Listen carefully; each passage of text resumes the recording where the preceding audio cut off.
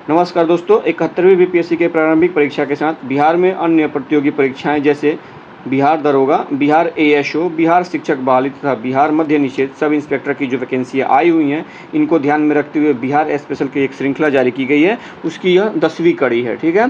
और इससे पहले हमने इसके 9 पार्ट को अपलोड कर चुका है। इसमें हम आधुनिक बिहार के बारे में पढ़ेंगे और इससे पहले वाले वीडियो को अगर आप मध्यकालीन बिहार के बारे में जानकारी हासिल करना चाहते हैं तो इसके पहले वाले वीडियो में अर्थात 9वें इस श्रृंखला के 9वें वीडियो को आप देखकर उससे बिहार के मध्यकालीन बिहार की आप जानकारी वहाँ से ले सकते हैं। इसमें हम आधुनिक बिहार में मैप के माध्यम से बिहार में यूरोपियन का आगमन, उसके बाद बिहार में जनजाति एवं किसानों का संघर्ष क्या रहा है, उसके साथ ही चंपारण सत्याग्रह तथा साइमन कमीशन एवं बिहार के बारे में अध्ययन करेंगे।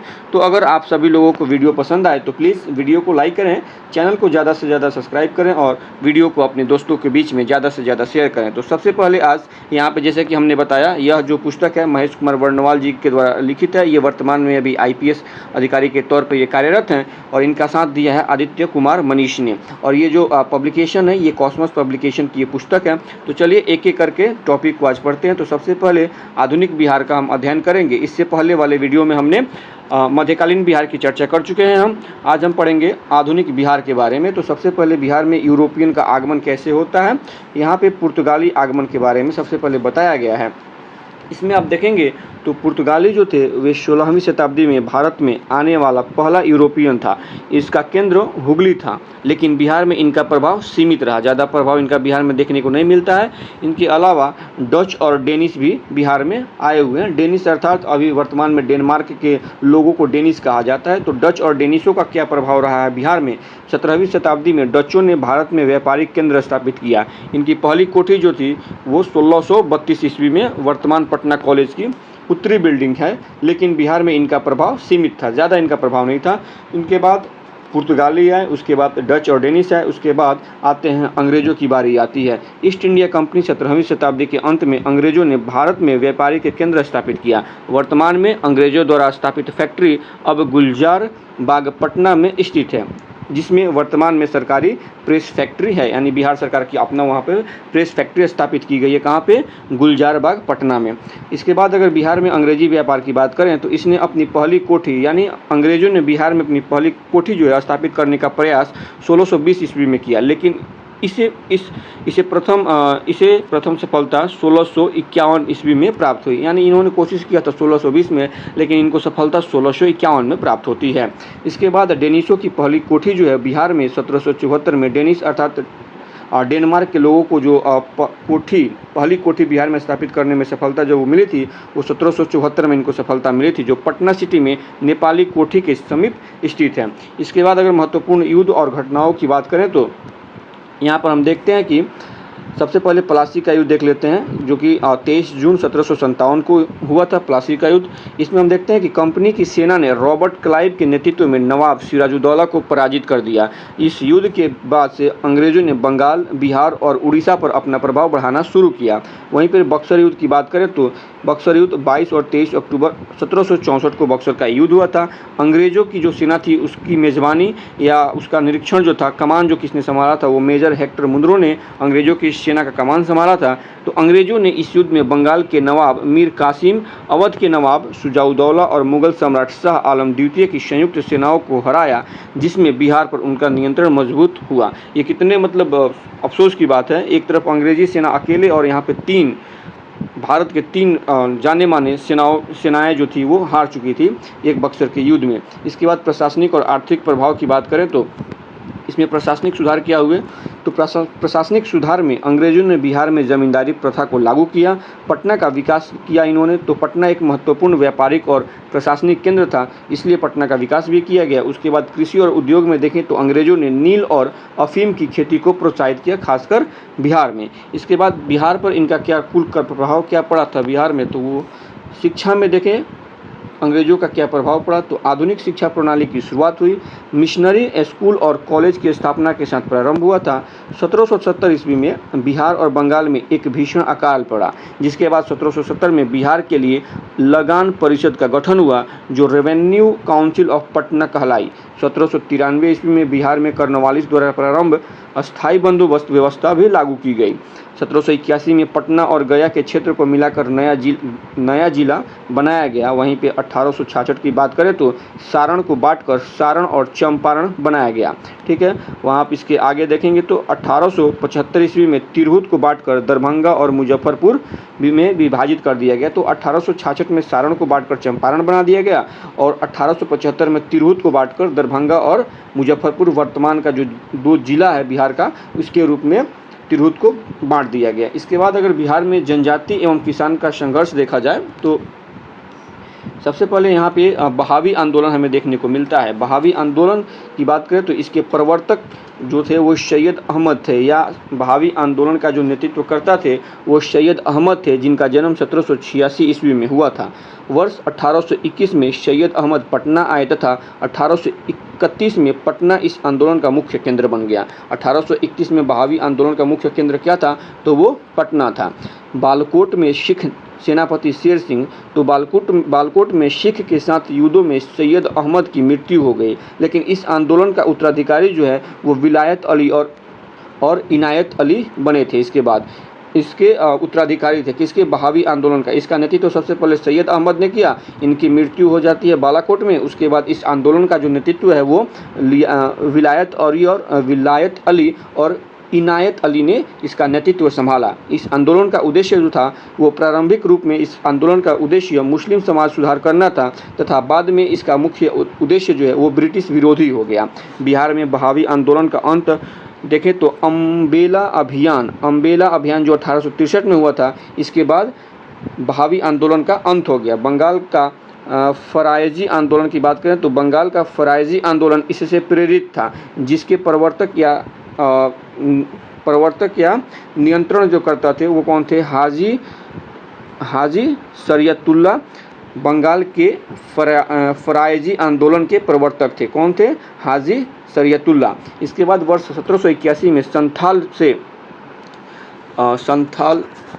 इसके बाद अगर देखेंगे तो वर्ष 1781 में संथाल से सुल्तानाबाद की रानी सर्वेश्वरी ने अंग्रेजों का विरोध किया। उराव जनजाति की बात करें तो गैर आदिवासी को दीकुओं के रूप में बुलाते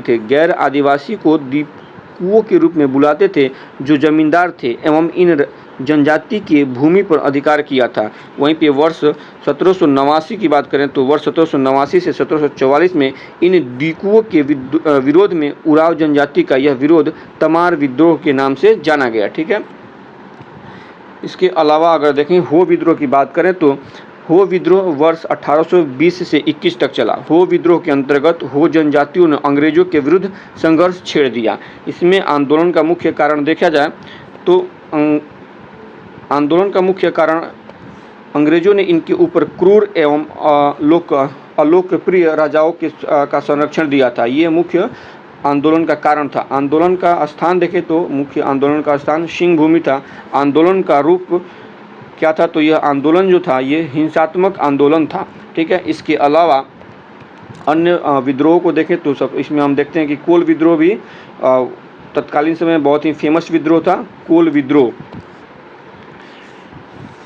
विद्रोह ये इसका समय काल देखें तो 1831 में ये कोल विद्रोह शुरू हुआ था। मुख्य रूप से इसमें कोल जनजातियों ने अंग्रेजों के विरुद्ध संघर्ष छेड़ दिया था। आंदोलन का कारण की बात करें तो यहाँ न केवल भूमि छीनने की समस्या थी बल्कि व्यक्तिगत अपमान भी था। आदिवासी महिलाओं का अपहरण और बलात्कार जैसी घटनाएं उस समय आम बात हो गई थी, जिसको लेकर कोल जनजातियों ने यह विद्रोह छेड़ा था। आंदोलन के नेता बुद्धो भगत थे, यानी नेतृत्वकर्ता कौन थे, कोल विद्रोह के नेतृत्वकर्ता बुद्धो भगत थे।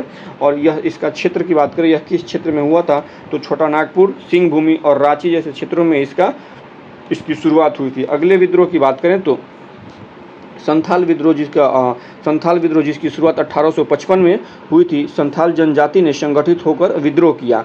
नेता इसके कौन थे, तो बिरसा मुंडा और उनके सहयोगी सिद्धू कानू चांद और भैरव इसके नेता थे। मुख्य कारण क्या था, इस विद्रोह का मुख्य कारण की बात करें तो आर्थिक शोषण, सामाजिक असमानता, मुख्य संघर्ष, ब्रिटिश प्रशासन की प्रतिक्रिया, ये मुख्य रूप से ये इनके कारण थे। आर्थिक शोषण में जमींदारों द्वारा भारी कराधान और भूमि पर अधिकार करना इसका मुख्य शोषण आर्थिक कारणों में से एक था। वहीं पे सामाजिक असमानता की बात करें तो आदिवासियों की परंपराओं और अधिकारों की अवहेलना तथा मुख्य संघर्ष में जमींदारों के घरों और सरकारी कार्यालयों पर हमले किए गए थे। इसमें ब्रिटिश प्रशासन की इस पर क्या प्रतिक्रिया हुई, दंडात्मक कार्रवाई की गई तथा विद्रोह का परिणाम क्या हुआ उसे भी देखेंगे। दंडात्मक कार्रवाई में ब्रिटिश सेना द्वारा विद्रोह को कुचलना और कठोर दंड दिया जाना तय हुआ था। इसके अलावा विद्रोह का परिणाम देखें तो विद्रोह की समाप्ति 1856 के अंत तक इसको समाप्त कर दिया गया या दबाने में अंग्रेजी शासन जो थी वो सफल हुई। इसके अलावा आप देखेंगे तो यहाँ पे 1857 की क्रांति और बिहार के बीच में क्या संबंध था, इसको एक बार फिर से हम देखेंगे तो 1857 की क्रांति में 12 जून 1857 को देवघर के रोहिणी गांव से प्रारंभ हुई। यानी बिहार में जो 1857 की क्रांति थी, 1857 की क्रांति बिहार में अगर हम देखें तो बिहार में ये देवघर की रोहिणी गांव से ये शुरू हुआ था। ठीक है, पटना में 3 जुलाई को यह पटना सिटी में पीर अली मुख्य इसके प्रवर्तक थे, नेतृत्वकर्ता थे। तो ये पटना में कब इसकी शुरुआत हुई तो 3 जुलाई को ये पटना में इसकी शुरुआत हुई थी। अफीम दलाल लायल ने दमन का प्रयास किया परंतु वह मारा गया। कमिश्नर टेलर के आदेश पर पीर अली को फांसी की सजा हुई, मगर उसके अदम्य उत्साह की चर्चा टेलर ने अपनी पुस्तक आवर क्राइसिस में किया है।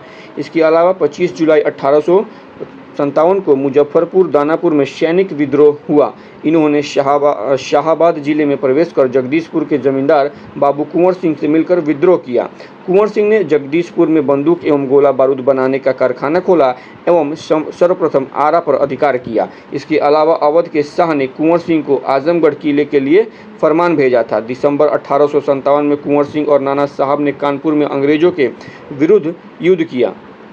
दिसंबर 1857 की ये बात है। आगे 23 अप्रैल 1858 में कैप्टन ली ग्रांट के नेतृत्व में आई सेना को पराजित किया और 25 अप्रैल को उनकी मृत्यु हो गई। 23 अप्रैल को उन्होंने पराजित किया लेकिन 25 अप्रैल को उनकी मृत्यु हो गई बाबू कुंवर सिंह की। इसके बाद संघर्ष के क्रम में अमर सिंह जो कुंवर सिंह के भाई थे का प्रभाव शाहाबाद क्षेत्र में था। महारानी विक्टोरिया के क्षमादान, जिसमें कुंवर सिंह के भाई को क्षमादान नहीं दिया गया था, तो महारानी विक्टोरिया के क्षमादान के बाद विद्रोहियों ने शाहाबाद में आत्मसमर्पण कर दिया, लेकिन अमर सिंह सहित 14 लोगों को क्षमादान नहीं दिया गया था।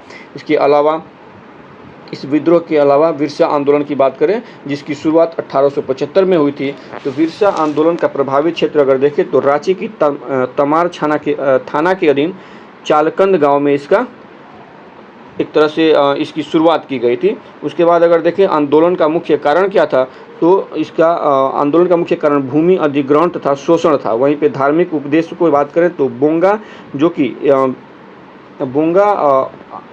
बिरसा के क्षेत्र में जो ये तमार या जो चालकंद गांव था, इसके क्षेत्र में एक भगवान थे बोंगा नाम के, जो कि अनेक देवताओं का समूह जिनमें माना जाता था। उनको छोड़कर सिंह बोंगा यानी एक देवता की पूजा पर बल दिया गया था, अर्थात एकेश्वरवाद पर यहाँ बल दिया जा रहा था। आंदोलन का तरीका क्या था, तो लगान न देने का आदेश यहाँ पे जारी किया गया। अनुयायियों को लगान न दिया जाए इसके लिए आदेश जारी किया गया था। इसके बाद अंग्रेजी की शिक्षा, नैतिक आचरण की शुद्धता, आत्म सुधार, एकेश्वरवाद का उपदेश, यह एक विफल आंदोलन था लेकिन उत्साह भरा था। इसके आगे देखेंगे तो 24 अगस्त 1895 को बिरसा मुंडा को गिरफ्तार कर लिया गया, कारावास की सजा दी गई। हीरक जयंती को बिरसा मुक्त हुए, अर्थात 1898 में बिरसा मुंडा जो है वो मुक्त हुए, जेल से मुक्त किए गए। उसके बाद 3 फरवरी 1900 को बिरसा को पुनः बंदी बना लिया गया और वहीं कारावास में 30 मई को हैजा से उनकी मृत्यु हो गई।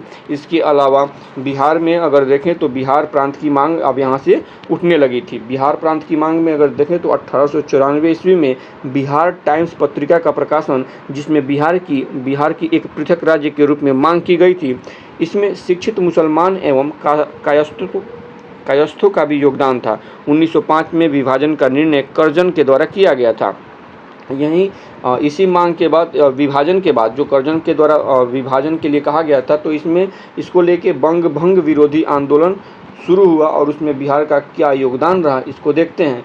तो बिहार में इस विचार के आरंभ के नेता ज्ञानेंद्र नाथ, केदारनाथ बनर्जी और बाबाजी ठाकुर दास थे। बाबाजी ठाकुर दास ने 1906 से 7 में पटना में रामकृष्ण सोसाइटी की स्थापना की। तो इसे आप लोग याद रखेंगे कि रामकृष्ण सोसाइटी की स्थापना पटना में किसने की थी, बाबाजी ठाकुर दास ने इस सोसाइटी की स्थापना की। और एक समाचार पत्र समाचार पत्र था, जिस पत्रिका थी जिसका नाम था द मदरलैंड का प्रकाशन भी किया। तो आप इसे याद रखेंगे, द मदरलैंड जो समाचार पत्र था, मदरलैंड समाचार पत्र का प्रकाशक कौन थे या इसका प्रकाशन किसने किया, तो इसका प्रकाशन बाबाजी ठाकुर दास ने 1906-7 में इसका प्रकाशन किया था। ठीक है। इसके बाद बंग भंग विरोधी आंदोलन के बाद देखें तो इसके बाद आप देखेंगे तो इसमें ताना भगत आंदोलन आपको देखने को मिलेगा। इसके आगे ताना भगत आंदोलन जिसकी शुरुआत 1913-14 में इसकी शुरुआत हुई थी, यात्रा भगत के नेतृत्व में प्रारंभ इसका हुआ था। इसके बाद उराव, मुंडा और संथाल जनजातियों पर इसका व्यापक प्रभाव रहा। आंदोलन का कारण की बात करें तो मुख्य रूप से भेदभाव, शोषण, अंग्रेजों द्वारा लिए गए कर थे। इसके 3 मांगे थी, यानी ताना भगत आंदोलन की 3 मांगे थी। स्वशासन यानी अपना शासन हो, शून्य लगान, कोई टैक्स न देना पड़े, एवं मनुष्यों में समानता हो, इक्वालिटी की बात की गई थी। यह आंदोलन कांग्रेस के कार्यक्रम एवं गांधी के सिद्धांतों से प्रभावित था। मूलतः यह डीकुओं, जमींदारों और प्रशासन के विरुद्ध किया गया आंदोलन था। इसमें गांधी जी ने मदिरा त्याग को गांधी जी के मदिरा त्याग को ताना भगत ने समर्थन दिया था। वहीं पे इसके बाद देखें तो लोटा विद्रोह हमें देखने को मिलता है। लोटा विद्रोह जो है ये मुख्य रूप से 1856 में इसकी शुरुआत हुई थी। कैदियों द्वारा मुजफ्फरपुर जेल में किया गया था। कारण था कि कैदियों को पहले पीतल का लोटा दिया जाता था, बाद में मिट्टी का लोटा दिया जाने लगा, इसीलिए यह लोटा विद्रोह जो है कि शुरू हुआ था। तो लोटा विद्रोह कब शुरू हुआ, 1856 में कहाँ शुरू हुआ था, तो ये मुजफ्फरपुर जेल में शुरू किया गया था। ठीक है। इसके बाद हम आगे देखें तो लोटा विद्रोह के बाद हमें 1908, यहाँ पे नेक्स्ट पेज में हम देखेंगे कि 1908 में मुजफ्फरपुर कांड भी इसी दौरान हुआ था। बिहार के मुजफ्फरपुर में मुजफ्फरपुर कांड हुआ था 1908 में। इसमें खुदीराम बोस एवं प्रफुल्ल चाकी इस घटना के मुख्य अभियुक्त थे। चाकी ने किंग्सफोर्ड पर बम फेंका, लेकिन एक वकील केनेडी की पत्नी एवं उनकी बेटी की मृत्यु हो गई। इसके कारण खुदीराम बोस को फांसी दी गई। कब, 11 अगस्त 1908 को खुदीराम बोस को फांसी दी गई तथा प्रफुल्ल चाकी ने आत्महत्या कर ली। सचिंद्र नाथ सन्याल ने 1913 में पटना में अनुशीलन समिति की एक शाखा की स्थापना की। ये बहुत ही फेमस क्वेश्चन है कि पटना में अनुशीलन समिति की स्थापना किसने की, तो सचिंद्र नाथ सन्याल ने 1913 में पटना में अनुशीलन समिति की एक शाखा की स्थापना की। वहीं पे भूपेंद्र नाथ दत्त की बात करें तो इन्होंने पटना में भवानी मंदिर क्रांतिकारी संस्था की स्थापना की तथा युगांतर पत्रिका के लेखक भी थे। युगांतर पत्रिका के लेखक कौन थे, भूपेंद्र नाथ दत्त थे। इसके बाद अगर बिहार प्रांत के गठन की बात किया जाए तो 1906 में सच्चिदानंद एवं महेश नारायण ने पृथक बिहार की मांग पर एक पुस्तक प्रस्तुत की। 1906 में राजेंद्र प्रसाद के द्वारा पटना में बिहारी छात्र सम्मेलन का आयोजन किया गया तथा 1908 में बिहार प्रादेशिक सम्मेलन का पटना में प्रथम अधिवेशन हुआ एवं मुहम्मद फरुखुद्दीन ने पृथक बिहार की मांग रखी। किसने रखी थी, तो एक बार नाम याद रखेंगे फिर से आप लोग, मुहम्मद फखरुद्दीन ने पृथक बिहार की मांग रखी थी। 1908 के बाद आप देखेंगे यहाँ पे तो फिर ये 1903 नहीं है, ये 1908 है, 1908 है ये। ठीक है। 1908 में बिहार में कांग्रेसियों की एक सभा का आयोजन हुआ जिसमें बिहार प्रदेश कांग्रेस समिति का गठन हुआ था। ठीक है। और ये गठन कहाँ हुआ था, मुख्य रूप से बिहार में सोनपुर में इसका गठन हुआ था। इसके अध्यक्ष कौन बनाए गए, तो इसके अध्यक्ष हसन इमाम को बनाया गया था। आप यहाँ पे देख सकते हैं इसके अध्यक्ष हसन इमाम थे। ठीक है। इसके बाद अब 12 नवंबर 1911 की बात करें तो दिल्ली दरबार के आयोजन में, कब हुआ था दिल्ली दरबार का आयोजन, 12 नवंबर 1911 को दिल्ली दरबार का आयोजन हुआ था। इसमें बिहार और उड़ीसा को संयुक्त रूप से एक नए राज्य के रूप में गठित करने की घोषणा सम्राट के द्वारा की गई थी। ठीक है। यानी बंगाल से बिहार और उड़ीसा को एक साथ अलग कर दिया गया था। कब बात की गई थी, 12 नवंबर 1911 को। ठीक है। इसमें 1912 को देखिएगा तो पटना के बांकीपुर में कांग्रेस का 27वां अधिवेशन हुआ था। इसकी अध्यक्षता किसने की थी, तो रघुनाथ नरसिंह मुधोलकर जी ने 1912 में पटना के बांकीपुर में कांग्रेस के 27वें अधिवेशन की अध्यक्षता की थी। वहीं पर 1916 में पटना में उच्च न्यायालय की स्थापना होती है। पटना में 1916 में उच्च न्यायालय की स्थापना होती है और 1917 में पटना यूनिवर्सिटी की स्थापना की गई। इसके साथ ही 1863 में इसके साथ आप देखेंगे तो 1863 में पटना कॉलेज की स्थापना हुई थी। तो 1916 में उच्च न्यायालय की स्थापना, 1917 में पटना यूनिवर्सिटी की स्थापना, लेकिन 1863 में पटना कॉलेज की स्थापना ऑलरेडी हो चुकी थी। इसके बाद अगर होम रूल आंदोलन और बिहार को देखें तो वर्ष 1916 में ये ऑलरेडी जो है होम रूल स्थापित हो चुका था। वर्ष 1916 में मद्रास में एनी बेसेंट एवं पुणे में तिलक के द्वारा होम रूल लीग की स्थापना हुई थी। सबसे पहले मद्रास और पुणे में ये स्थापित हो चुका था। 16 नवंबर 1916 को पटना में मज़ारुल हक के निर्देशन में एक सभा आयोजन हुआ जिसमें होम रूल लीग की स्थापना हुई थी। यानी अगर बात हो कि पटना में होम रूल लीग की स्थापना कब हुई थी, तो ये 1916 में 16 नवंबर 1916 में पटना में मज़ारुल हक के निर्देशन में होम रूल लीग की स्थापना हुई थी। बिहार के नेताओं की बात करें तो इसके अध्यक्ष जो है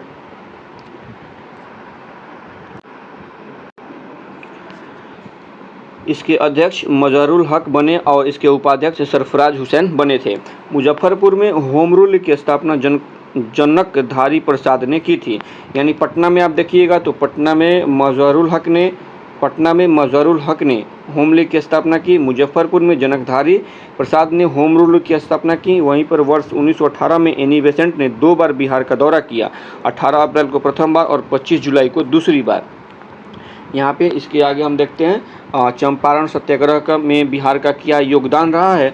तो चंपारण सत्याग्रह की शुरुआत तो सबसे पहले आप देख लीजिए कि 1917 में हुई थी। इसका कारण क्या था, ये क्यों हुआ था? तो तत्कालीन समय में तिनकठिया प्रथा के विरोध में गांधी जी के द्वारा ये चंपारण सत्याग्रह शुरू किया गया था। इसके सूत्रधार कौन थे? तो 1916 में कांग्रेस के लखनऊ अधिवेशन में राजकुमार शुक्ल ने गांधी जी को बिहार आने का आग्रह किया था। ये बहुत ही इंपॉर्टेंट क्वेश्चन है, बहुत बार परीक्षा में पूछा गया है और अक्सर पूछा भी जाता है कि चंपारण सत्याग्रह के लिए गांधी जी को बिहार आने का न्योता या निमंत्रण किसने दिया था? तो ये राजकुमार शुक्ल के द्वारा दिया गया था। ठीक है, इसके आगे ब्रिटिश सरकार की इसमें क्या प्रतिक्रिया थी? तो बिहार के उपराज्यपाल एडवर्ड गेट ने गांधी जी को वार्ता के लिए बुलाया और जांच हेतु एक समिति का गठन किया गया। यहाँ पे जांच हेतु एक समिति का गठन किया गया।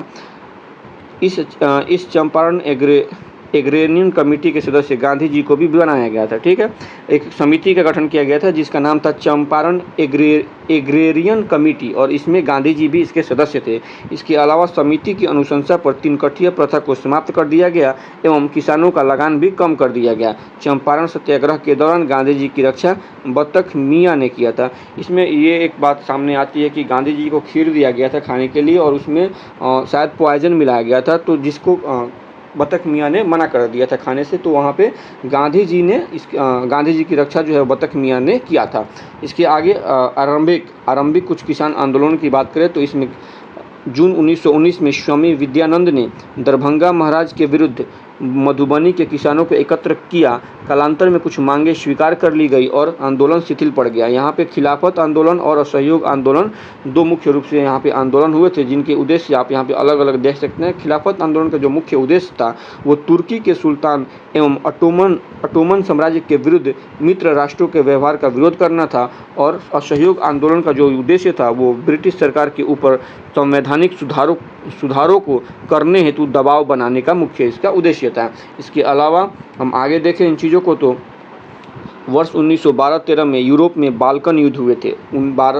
1912 या 13 में 12 और 13 में यूरोप में बाल्कन युद्ध हुए थे। इसमें तुर्की राज्य के विरुद्ध बाल्कन प्रायद्वीपीय के ईसाई प्रजा ने विद्रोह किया। इसके बाद बिहार के मज़ारुल हक वर्ष 1914 में कांग्रेस के एक दल प्रतिनिधिमंडल के साथ इंग्लैंड गए थे। वह तुर्की के सुल्तान के सामने उपस्थित हुए तथा ऐसा करने वाले वे पहले बिहार के व्यक्ति बने। इसके बाद अप्रैल 1919 में मौलाना शौकत अली पटना आए और अप्रैल एवं मई में मज़ारुल हक ने बिहार के अनेक नगरों की यात्रा की और लोगों के मित्र राष्ट्रों का तुर्की के विरुद्ध अत्याचारों से परिचित कराया। इसके अलावा 1 अगस्त 1919 को पटना में हुए आयोजन में नूरुल हसन ने प्रांतीय विधायिका से त्यागपत्र दे दिया।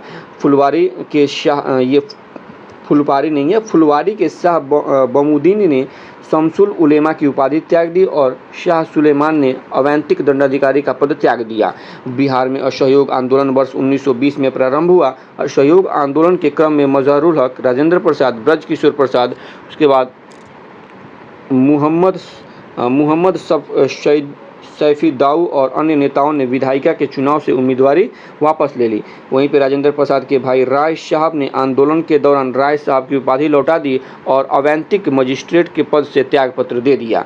मजहरुल हक ने दीघा के पास खैरूमिया की भूमि पर जो उन्होंने दान कर दी थी, सदाकत आश्रम का निर्माण किया। तो आप यहाँ पे देख सकते हैं सदाकत आश्रम का निर्माण किसने किया है? मजहरुल हक ने किया है। यह वर्ष 1921 में बना। राष्ट्रीय महाविद्यालय के अंदर विद्यापीठ की शुरुआत जो है 6 मई 1921 में गांधी जी के द्वारा हुई थी। मजहरुल हक इसके कुलपति यानी बिहार विद्यापीठ की जो स्थापना है 6 मई 1921 में गांधी जी के द्वारा की गई बिहार विद्यापीठ की, इसके कुलाधिपति जो थे वो मजहरुल हक इसके कुलाधिपति थे और ब्रज किशोर प्रसाद जो थे ये कुलपति थे। वहीं पे 30 अप्रैल 1931 को मजहरुल हक ने सदाकत आश्रम से द मदरलैंड नामक एक अखबार का प्रकाशन आरंभ किया। 30 अप्रैल 1931 से मजहरुल हक ने सदाकत आश्रम से मदरलैंड नामक एक अखबार का प्रकाशन किया। इसके बाद 5 फरवरी 1922 को चौरा चौरी कांड के बाद गांधी जी ने असहयोग आंदोलन को स्थगित कर दिया एवं 10 फरवरी को उन्हें गिरफ्तार कर लिया गया। इसके बाद द मदरलैंड में प्रकाशन के विरुद्ध जुलाई 1922 को मजहरुल हक को भी गिरफ्तार कर लिया गया। तुर्की में कमाल पाशा ने स्वयं खलीफा का अंत कर दिया और इसके खिलाफ आंदोलन स्थगित हो गया।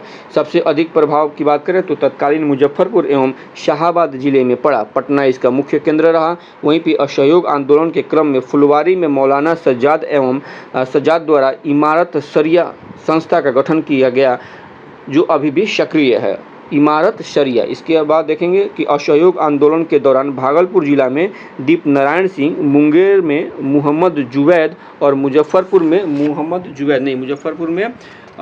में मुहम्मद जुवैद हैं और मुजफ्फरपुर में शफ़ी दाऊदी हैं। मुजफ्फरपुर में ये गलत नाम दिया गया है। मुजफ्फरपुर में शफ़ी दाऊदी का नाम आता है। शफ़ी दाऊदी की महत्वपूर्ण भूमिका रही। यानी असहयोग आंदोलन के दौरान भागलपुर जिले में दीप नारायण सिंह, मुंगेर में मुहम्मद जुवैद और मुजफ्फरपुर में शफ़ी दाऊदी का महत्वपूर्ण भूमिका रहा है। इन सबों के बाद स्वराज दल की बात कर लें तो वर्ष 1912 में कांग्रेस अधिवेशन बिहार के गया में आयोजित हुआ था। वर्ष 1922 में कांग्रेस का जो अधिवेशन है बिहार के गया में हुआ, जिसकी अध्यक्षता चित्तरंजन दास जी ने की थी। ठीक है। इस अधिवेशन में विधायिका में भाग लेने के विपक्ष में निर्णय आया, लेकिन CR दास और मोतीलाल नेहरू इसके पक्षधर नहीं थे और यहाँ से ये दोनों अलग होते हैं तथा स्वराज दल का गठन करते हैं। तो इसके प्रथम अध्यक्ष कौन थे? यानी स्वराज दल के प्रथम अध्यक्ष नारायण प्रसाद थे और प्रथम सचिव जो थे अब्दुल बारी थे। फरवरी 1923 में CR दास और मोतीलाल नेहरू ने बिहार में स्वराज दल का गठन किया। तो पूछा जा सकता है कि स्वराज दल का गठन किसने किया? तो मोतीलाल नेहरू और CR दास ने किया। कहाँ पे किया? तो बिहार में किया। कब किया? फरवरी 1923 में। वहीं पे नवंबर 1923 में हुए आम चुनाव में स्वराज दल को विधानसभा में 8 और परिषद में 10 सीटें प्राप्त हुई। इसके अलावा साइमन कमीशन और बिहार को देखें तो साइमन कमीशन का उद्देश्य भारत में सरकारी प्रशासन की जांच करना था। इसके सभी सदस्य यानी इसमें कुल 7 सदस्य थे जो कि अंग्रेज ही थे तथा उपाध्यक्ष जो थे इसके सर सर्जन साइमन थे। इन्हीं के नाम पर साइमन कमीशन का इसका नाम रखा गया था। नवंबर 1927 में ब्रिटिश सरकार ने भारतीय वैधानिक आयोग के आवेदन की घोषणा की। इस आयोग का उद्देश्य 1919 के अधिनियम की जांच करना था और इसी जांच को करने के लिए एक कमेटी बनाई गई थी जिसका नाम था साइमन कमेटी या साइमन कमीशन और उसमें 7 सदस्य थे जो कि सातों के सातों क्या थे? अंग्रेज थे। इसीलिए इसका विरोध किया गया। बहिष्कार का कारण आप यहाँ पे देख सकते हैं कि इसके सभी 7 सदस्य क्या थे? अंग्रेज थे। बिहार में भी इसका विरोध हुआ। बिहार में अनुग्रह नारायण सिन्हा, जिनको AN सिन्हा, अनुग्रह नारायण सिंह के नाम से जाना जाता है। AN कॉलेज इन्हीं के नाम पे बना है बिहार में। तो बिहार में अनुग्रह नारायण सिन्हा के नेतृत्व में एक सर्वदलीय बैठक का आयोजन हुआ जिनमें साइमन कमीशन के बहिष्कार के लिए नौजवानों को संगठित करने और विरोध प्रदर्शन करने की योजना बनाई गई। इसके आगे आप देखेंगे कि सविनय अवज्ञा आंदोलन और बिहार का क्या योगदान रहा है।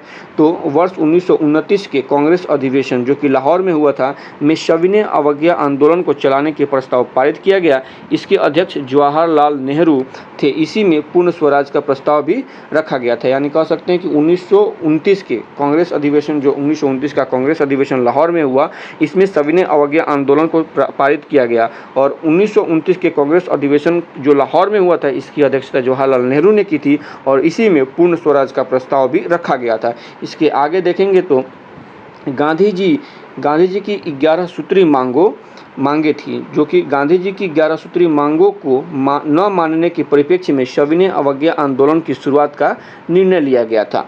सविनय अवज्ञा आंदोलन का सबसे प्रमुख और प्रतीकात्मक घटना थी नमक सत्याग्रह। इसकी जो सबसे प्रतीकात्मक घटना थी वो नमक सत्याग्रह थी, या जिसको दांडी मार्च भी कहा जाता है। तो इसकी शुरुआत जो है नमक सत्याग्रह या दांडी मार्च की जो शुरुआत है वो 12 मार्च 1930 को इसकी शुरुआत की गई थी। गांधी जी के द्वारा शुरू किया गया था। कहाँ शुरू किया गया था? तो ये गुजरात के साबरमती आश्रम से शुरू करके दांडी गाँव तक पहुँचा गया था, जिसके बीच की कुल दूरी 240 मील थी। यात्रा की शुरुआत है वो 12 मार्च को हुई थी और 12 मार्च को साबरमती आश्रम से हुई थी। 240 मील की यात्रा करके यह 6 अप्रैल 1930 को समुद्र के किनारे पहुंचकर अपने हाथों से नमक बनाकर ब्रिटिश कानून का उल्लंघन किया। इस घटना ने पूरे ब्रिटिश शासन के विरुद्ध आंदोलन प्रारंभ किया। ठीक है, इसके अलावा आप यहाँ पे एक बॉक्स के माध्यम से देख सकते हैं कि घटना कौन थी। घटना है दांडी यात्रा। बिहार से इसकी शुरुआत तो नहीं हुई है, लेकिन भारत यानी गुजरात में इसकी शुरुआत हुई थी। 12 मार्च को इसकी शुरुआत होती है। 6 अप्रैल को ये लोग समुद्र के किनारे पहुंच के इन्होंने नमक कानून का उल्लंघन किया। नमक कानून तोड़ा गया। बिहार में भी ये हुआ। 15 अप्रैल को चंपारण में ये हुआ था और 6 अप्रैल को दांडी गुजरात में हुआ था। वहीं पे जेल की घटना है। नंगी हड़ताल छपरा जेल, एक सारण डिस्ट्रिक्ट में छपरा जेल है, वहीं पर नंगा हड़ताल हुआ था। किसके द्वारा? वहाँ के कैदियों के द्वारा ये हड़ताल किया गया था। और 4 मई को गांधी जी को जेल हो गई थी। 4 मई को गांधी जी को जेल हुई थी। ठीक है, इसके अलावा आप मई 1930 में देखेंगे तो पटना स्वदेशी लीग की स्थापना हुई। 1930 में पटना में स्वदेशी लीग की स्थापना हुई, जिसके अध्यक्ष जो थे सर अली इमाम थे। चौकीदारी कर जो है वो बंद करने के लिए भी आंदोलन इसी आंदोलन के दौरान ही हुआ था। मुख्यतः बेगूसराय में इस आंदोलन का जो है सूत्रधार रखा गया था। 30 जून 1930 को कांग्रेस को अवैध घोषित कर दिया गया। 5 जुलाई 1930 को राजेंद्र प्रसाद भी गिरफ्तार हो गए तथा 5 मार्च 1931 को गांधी इरविन समझौता हुआ, जिसके तहत सविनय अवज्ञा आंदोलन को बंद कर दिया गया। ठीक है,